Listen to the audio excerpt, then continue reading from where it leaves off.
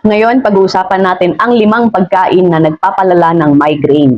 Number 1, chocolate. Ang chocolate ay may caffeine at tyramine na maaaring mag-trigger ng migraine sa ibang tao. Number 2, processed meat. Tulad ng hotdog, bacon, ham at sausage, mayroon itong nitrates na maaaring magdulot ng matinding sakit ng ulo. Number 3, keso or cheese na matagal nang nakaimbak sa mga rep ninyo.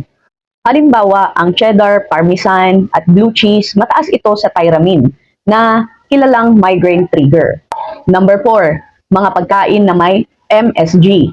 Ang mga pagkain na may MSG ay makikita ito sa mga instant noodles, chips at fast food. Ito ang monosodium glutamate na SMG ay maaari magpalala ng migraine sa ilang tao. Number 5, inuming may caffeine o alcohol.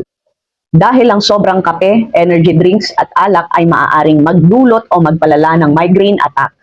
Ito ang 5 pagkain na dapat iwasan o maaaring iwasan na pwedeng magpalala ng migraine.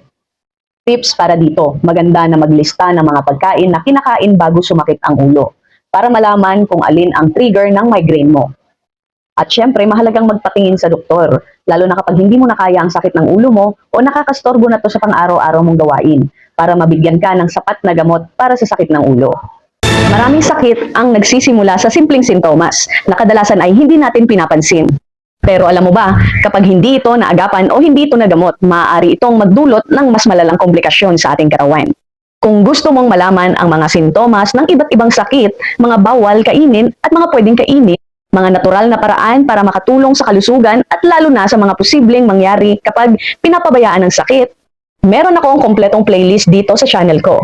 Sa playlist na ito, pinag-uusapan natin ang mga karaniwang sakit tulad ng diabetes, high blood pressure, hepatitis, sakit sa tiyan at marami pang iba. At para mas maging aware ka at maprotektahan mo ang iyong kalusugan at ng iyong pamilya, i-check mo lang ang playlist ko sa description o sa channel ko at panoorin mo ang mga videos. At kung nakatulong ang video na ito, huwag kalimutang mag-like, mag-subscribe at i-share para mas marami pang tao ang matulungan. Paano ba yan? Hanggang dito na lang. Stay healthy!